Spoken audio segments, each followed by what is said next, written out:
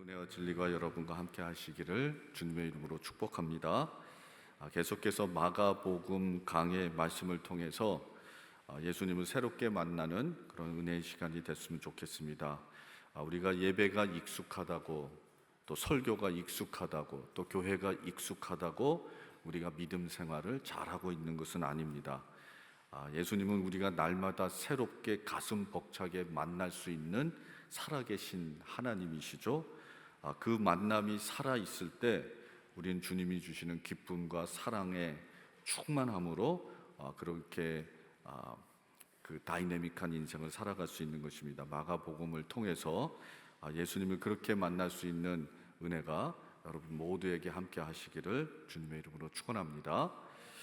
지난주에 마가복음 1장 1절 말씀을 통해서 우리가 배웠습니다. 복음은 하나님의 아들 예수 그리스도로 시작되었다. 이런 마가복음은 직설적으로 그리고 간결하게 말해주고 있죠. 복음은 내 결심도 아니고 내 은혜도 아니고 내 노력도 아니고 오직 예수 그리스도의 시작이 복음입니다. 여러분, 복음은 내가 예수님을 붙잡은 이야기가 아니라 예수님이 나를 붙잡은 이야기입니다. 너무 파워풀한 메시지죠. 예수님이 붙잡은 사람들은요, 실패해도 끝나지 않습니다. 넘어져도 다시 일어날 수 있고, 광야를 지나가도 혼자가 아니고, 그리고 풍랑을 만나도 파손되지 않고 죽음 앞에서도 절망하지 않습니다. 이게 예수 그리스도의 손에 붙들린 복음으로 예수 그리스도의 그 은혜가 우리를 붙잡고 있는 삶의 모습들입니다. 왜냐하면 복음은 내 손에 달린 것이 아니라 나를 붙드시는 예수 그리스도의 손에 달려있기 때문이라는 거죠. 그러므로 우리가 마가복음을 배우면서요, 믿음으로 한번 다시 확실하게 붙잡아야 될 것은 이것입니다. 예수님의 손이 나를 붙잡고 계시다. 예수님의 손이 나를 붙잡고 계시다. 예수님의 손은 강한 손입니다. 십자가에 못 박힌 손이시고요, 부활의 생명의 손이시고, 또 영원히 절대로 결코 우리를 놓지 않으시는 은혜의 손입니다. 여러분, 우리의 손은 약해질 수 있잖아요. 때로는, 또 어쩔 때는 많은 순간에. 그런데요, 예수님의 손은 결코 약해지지 않습니다. 그리고 예수님의 손은 우리를 꼭 붙잡고 우리가 가야 할 길을 준비해 주신다는 거죠. 그것이 오늘 마가복음이 두 번째로 우리에게 주시는 메시지인 것입니다. 그래서 오늘 설교 제목을 제가 보아라 주님이 길을 예비하셨다 이렇게 줬죠. 여러분 한번 다 같이 읽어보실까요? 시작. 보아라 주님이 길을 예비하셨다.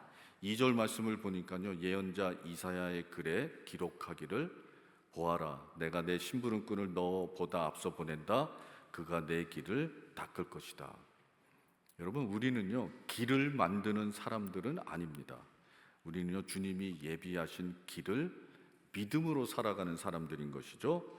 주님이 길을 열어주셨기 때문에 우리가 그 길을 살아낼 수 있는 것입니다.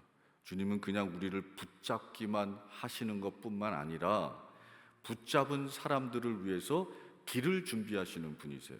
그 길은 궁극적으로 우리를 예수님 앞으로 인도해 주실 것입니다.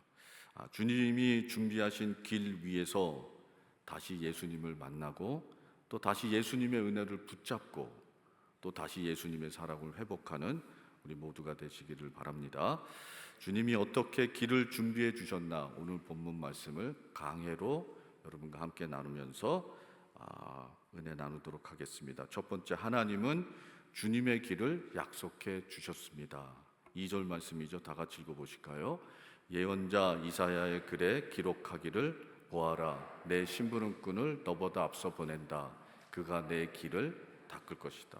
예언자 이사야의 글에 기록하기를 하고 시작했습니다. 예수님이 오시기 전에 700년 전에 이사야 선지자가 예언을 했습니다. 그 예언의 말씀이 이사야 40장 3절 말씀이죠. 뭐라고 했냐면요, 한 소리가 외친다. 광야에 주님께서 오실 길을 닦아라. 사막에 우리의 하나님께서 오실 큰 길을 곧게 내어라. 예수님이 세상에 오신 것은요, 갑자기 오신 것이 아니라는 거예요. 우연히 일어난 사건도 아니죠. 하나님께서 수백 년 전에 약속하시고 준비한 사건이 예수님의 오신 사건입니다.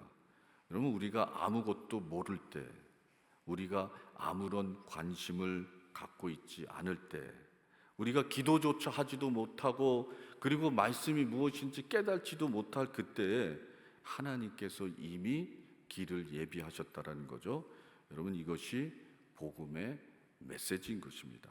하나님께서 나를 구원하시려고, 하나님께서 나를 자녀 삼으시고 이 땅에서 천국의 영광 중에 예수 그리스도를 바라며 그렇게 살게 하시려고 수백 년 전에 계획하시고 예비하시고 준비하시고 마침내 나를 성육신 예수 그리스도의 이름 사람의 몸을 입고 이 땅에 오셨다는 것입니다. 여러분, 하나님이 우리를 사랑하시는데 그냥 사랑하시는 것이 아니라 철저하게 계획하고 우리를 사랑하셨다는 거죠.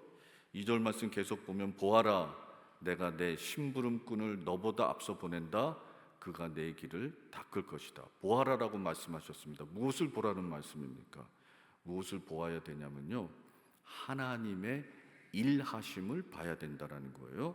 내가 내 심부름꾼을 너보다 앞서 보낸다. 그가 내 길을 닦을 것이다. 하나님이 앞서 보내신 심부름꾼은 여러분이 잘 아시는 것과 같이 세례 요한입니다.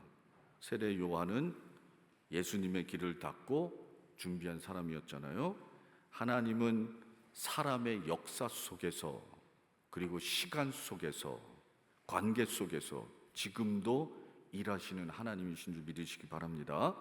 그런데요, 많은 사람들이 하나님을 믿는다 하는데요, 하나님이 일하시는 것을 모르는 것처럼 신앙생활하고 살아가는 사람들이 많은 것 같아요.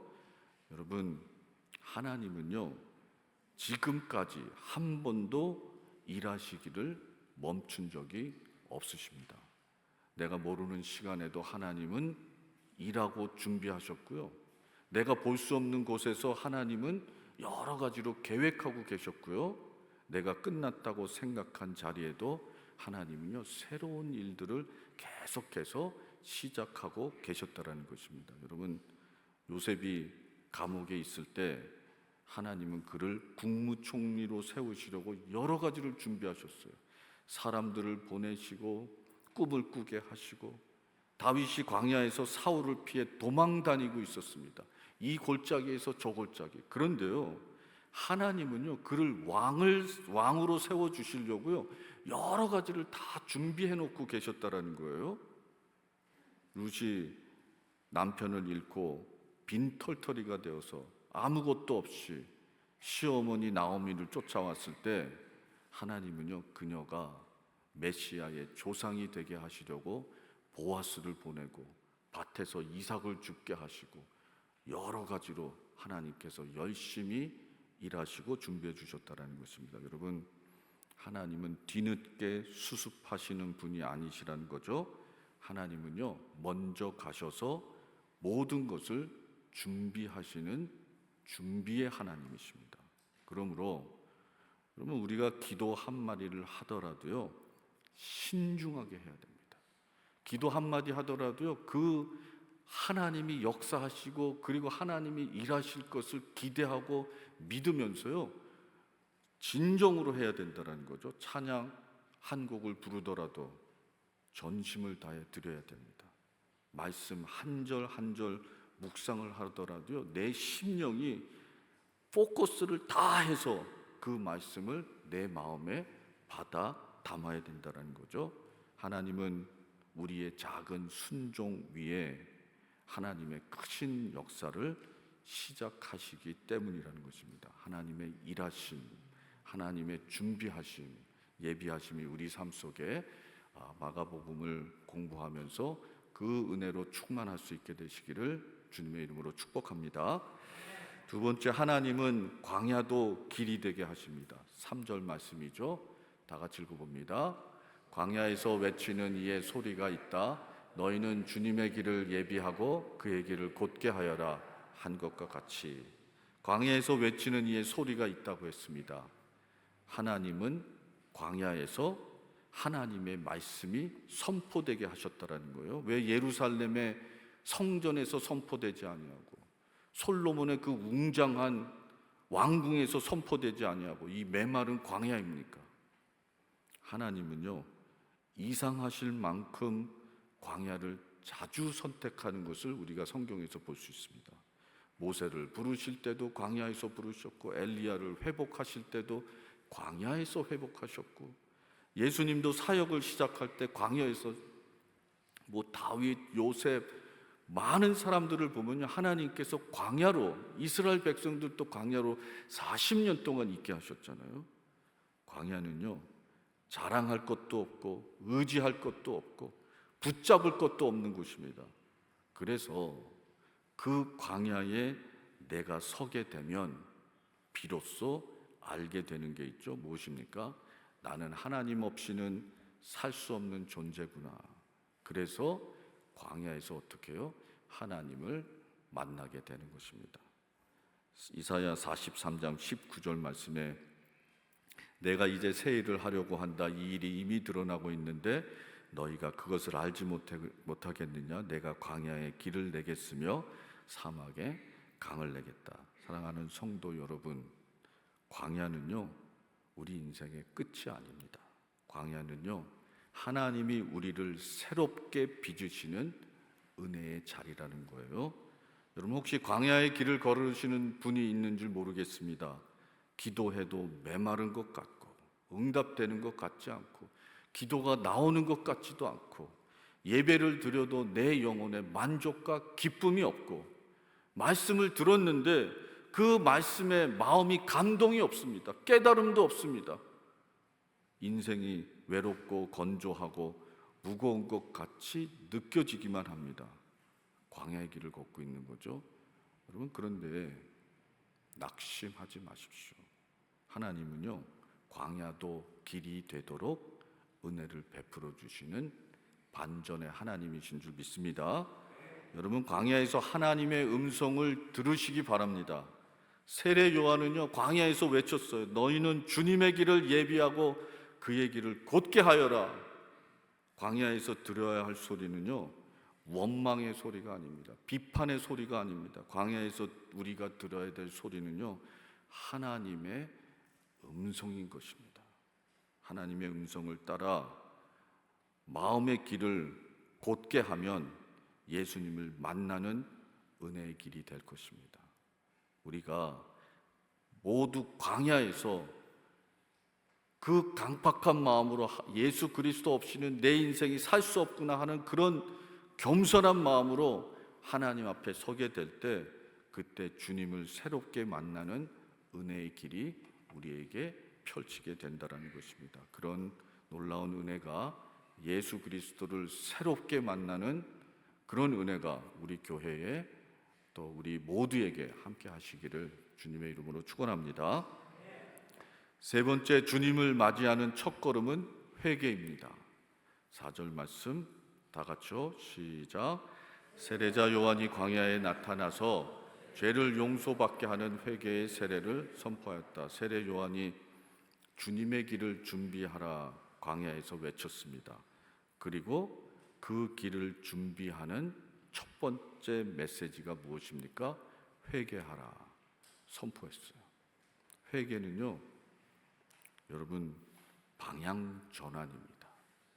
회개를 심각하게 무겁게 생각해서 회개가 잘 안 나온 분들이 많은 것 같은데요, 회개는요, 간단하게 방향 전환이에요.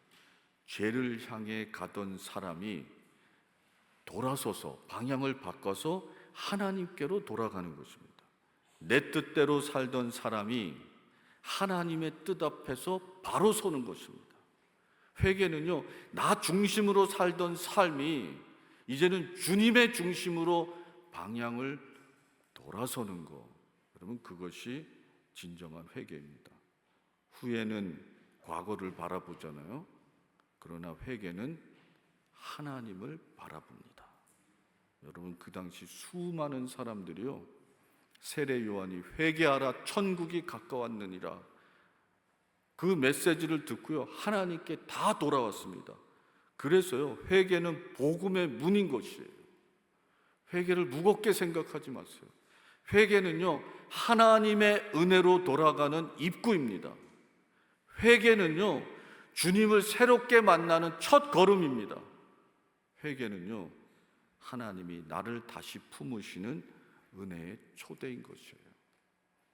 그래서 우리 크리스천의 라이프는 회개의 삶이라고, 연속의 삶이라고 말씀하지 않습니까?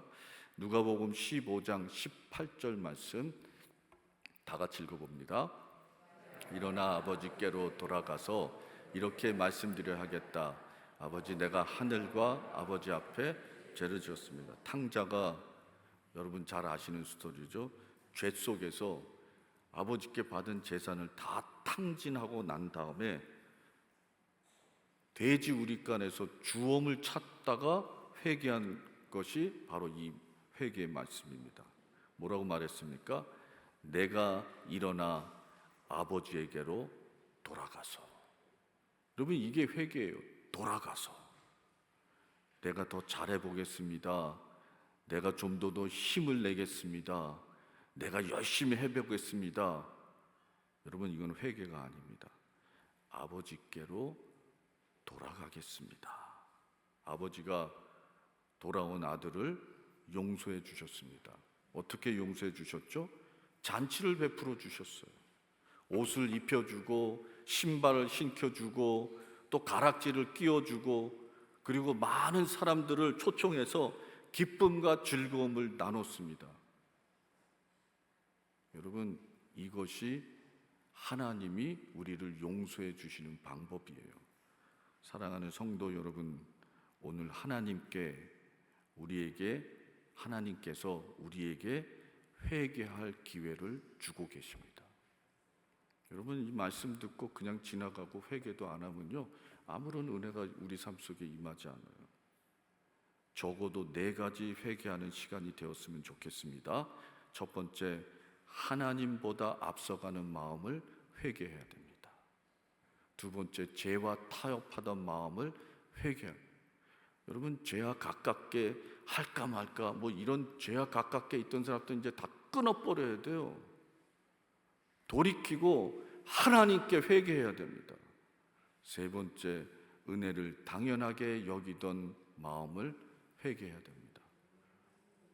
여러분, 익숙한 거 절대 믿음이 아닙니다. 익숙하다고 여러분 우리가 하나님의 은혜로 사는 거 아니에요. 은혜를 당연하게 생각하지 않고 여러분 은혜가 우리에게 임하기를 간절히 소망하는 그 마음으로 살아가는 것이죠. 그 다음에 네 번째, 예수님보다 나를 높이던 마음을 회개해야 됩니다. 여러분, 이제는요, 나를 높이던 말들, 나를 높이던 생각들, 나타내려고 한들 이제 다 내려놓으세요. 그리고 예수님이 내 삶 속에서, 우리 교회 속에서, 우리 직장 속에서 드러나는 여러분 우리 모두가 되시기를 주님의 이름으로 축원합니다. 회개하는 순간 하나님의 용서가 시작되는 거예요. 그리고 용서는 하나님의 잔치, 하나님의 은혜로 이어지게 됩니다. 익숙해지던 예배와 기도가 감동이 생기고, 익숙해졌던 말씀과 믿음의 생명의 역동의 은혜가 시작되게 된다는 거예요. 여러분, 어떤 영적 상황에 있든지 하나님께로 돌아가는 회개의 은혜가 우리 모두에게 임하게 되시기를 주님의 이름으로 축복합니다. 마지막으로 세례 요한은 자신을 낮추고 예수님을 높였습니다. 7절 말씀이죠. 다 같이 읽어보실까요? 시작. 그는 이렇게 선포하였다. 나보다 더 능력이 있는 이가 내 뒤에 오십니다. 나는 몸을 굽혀서 그의 신발끈을 풀 자격조차 없습니다. 마지막이 아니네요. 이거 5포인트까지 있습니다. 하나님은요, 세례 요한을 사용하셨습니다. 그런데 세례 요한은 주인공은 아니었다라는 거예요. 그의 사명은 예수님을 높이는 것이었습니다. 나보다 더 능력 있는 이가 내 뒤에 오십니다. 나는 몸을 굽혀서 그의 신발끈을 풀 자격조차 없습니다. 여러분, 우리는 대단한 사람이 되라고 부름받은 것이 아닙니다. 여러분, 우리는요, 예수님께 길을 내는 사람이 되라고 부름을 받은 거예요. 내가 드러나지 않아도 괜찮습니다. 내 이름이요, 아무도 기억하지 못해도 괜찮습니다. 사람들이 나를 알아주지 않아도 괜찮습니다. 누군가가 나를 통하여 예수님을 만날 수 있다면 여러분, 그것보다 더 귀한 인생이 어디 있겠습니까? 세례 요한의 위대함은요, 자신이 주인공이 되지 않은 데 있었다라는 거예요. 예수님이 세례 요한에게 여자가 낳은 자들 중에 가장 위대한 사람이라고 그랬어요. 세례 요한 보고. 그런데 그 세례 요한은요, 주인공이 되지 않았기 때문에 위대한 사람으로 칭찬받을 수 있었다라는 거죠. 그는 철저히 예수님을 가리켰습니다. 요한복음 3장 30절 말씀 보면 또 확인할 수 있죠. 다 같이 읽어보겠습니다. 그는 흥하여야 하고 나는 쇠하여야 한다. 그는 흥하여야 하고 나는 쇠하여야 한다. 여러분, 이것이요, 하나님을 섬기고 목회자나 아니면 성도들 모두가 붙잡아야 될 영적 모토입니다. 여러분, 이것이 길을 닦는 사람의 영성인 것이죠. 예수님은 흥하여 하고 나는 쇠하여 하리라. 나를 높이는 삶이 아니라 예수님을 높이는 삶입니다. 내 이름을 남기려고 하는 삶이 아니라 주님의 길을 여는 삶이 되어야 될 것이에요. 내 성공을 자랑하는 삶이 아니라 복음을 드러내는 삶이 되어야 될 줄 믿습니다. 여러분, 이런 사람이 하나님 나라에서 귀하게 쓰임 받는 거예요. 우리는요, 말을 통해서 예수님을 높였으면 좋겠습니다. 어떤 말은 나를 높이잖아요, 자꾸. 어떤 생각과 이런 것들은요, 좀 그런 거 그만하고, 어떤 말은 또 사람과 세상을 높입니다. 그런 것도 그만하고, 성도들의 말은 결국 예수 그리스도를 높여야 될 줄 믿습니다. 또한 섬김을 통해서 예수님을 높였으면 좋겠습니다. 우리는 섬김의 자리에서요, 자기의 영광을 조심해야 됩니다. 내가 드러나고 있지는 않은가? 혹시 내가 중심이 되고자 하는 그런 마음은 있지 않은가? 예수님이 진정으로 섬김 통해서 드러나고 있는가? 또 관계 속에서 예수님을 높이면 좋죠. 그리고 인생의 목적에서 예수님을 높이는 것으로 선택하면 좋겠습니다. 주님, 제 길을 열어주세요. 제 일을 축복해 주시고 제 삶을 세워주시고 주님, 형통하게 해주세요. 이 땅에서 축복의 통로 되게 해주세요. 여러분, 너무 중요한 기도입니다.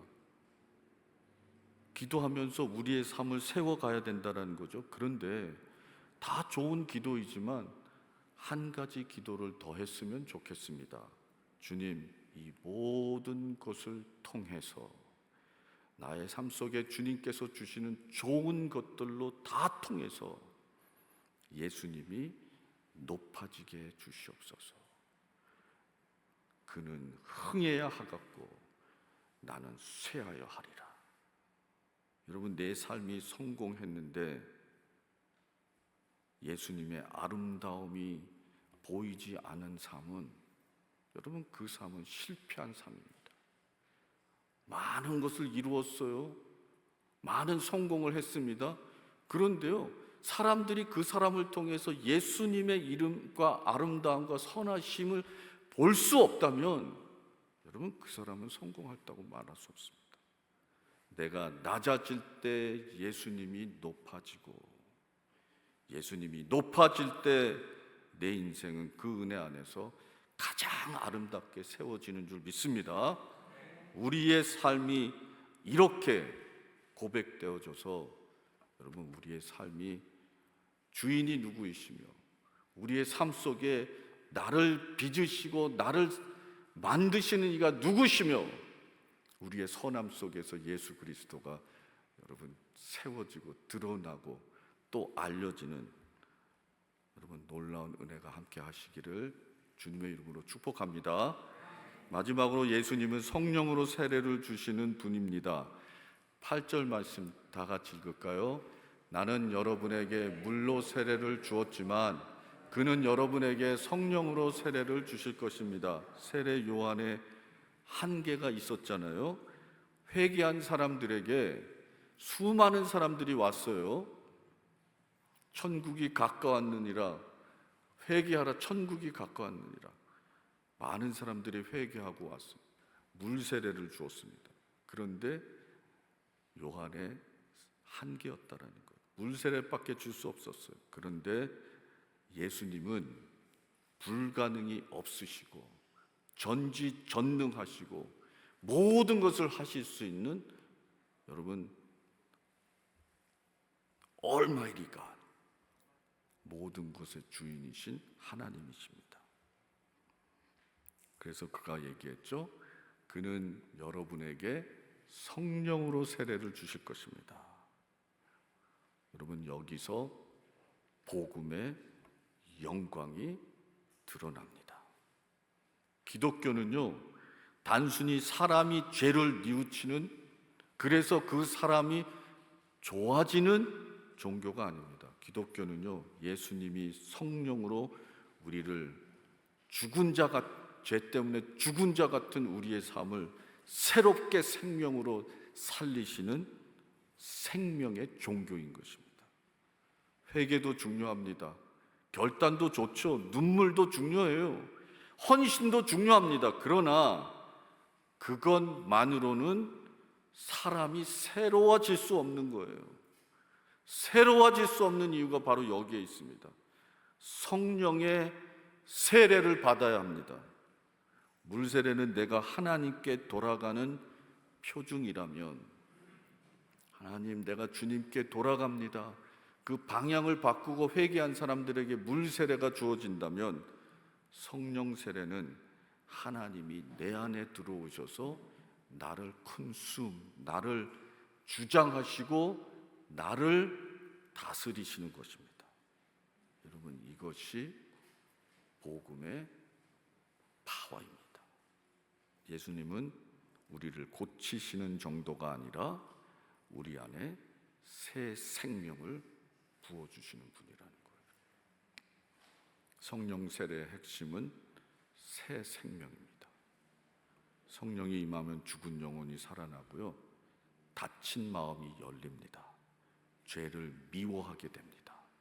예수님을 사랑하게 되고요, 하나님을 아버지라고 부를 수 있고 말씀이 살아있는 음성처럼 들리기 시작합니다. 말씀 마가복음 전하는데요, 여러분이 이 말씀이 그냥 훅훅 지나가면 성령의 은혜가 없는 거예요. 그런데요, 예화도 없고 말씀 하나하나 제가 그냥 전하는데 그 말씀이 살아계신 하나님의 음성으로 다가오면요, 성령 세례가 있는 거예요.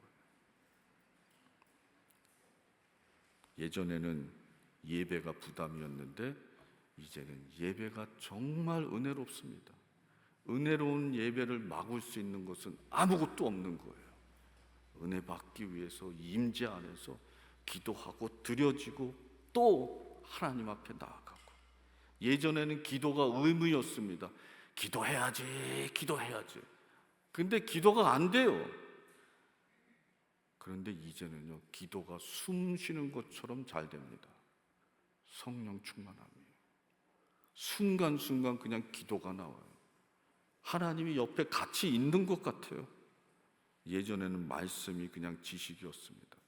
그런데요, 말씀 한 구절 한 구절이 생명이 되어서 저의 마음과 우리의 영혼을 붙잡습니다. 그 말씀이 살아서 우리를 인도합니다. 예전에는요, 죄가 즐거웠어요. 이제는 죄가 아픔이 됩니다. 왜 그렇습니까? 성령께서 우리 안에 새 생명을 주셨기 때문이라는 거예요. 에스겔 36장에서 하나님은 이렇게 약속하십니다. 에스겔서 36장 26절 시작. 너희에게 새로운 마음을 주고 너희 속에 새로운 영을 넣어주며 너의 몸에서 돌같이 굳은 마음을 없애고 살갗처럼 부드러운 마음을 주며. 오늘 장로님이 기도해 주셨는데 돌 같은 마음. 일부 예배 또 김가병 장로님 똑같은 우리의 돌 같은 마음.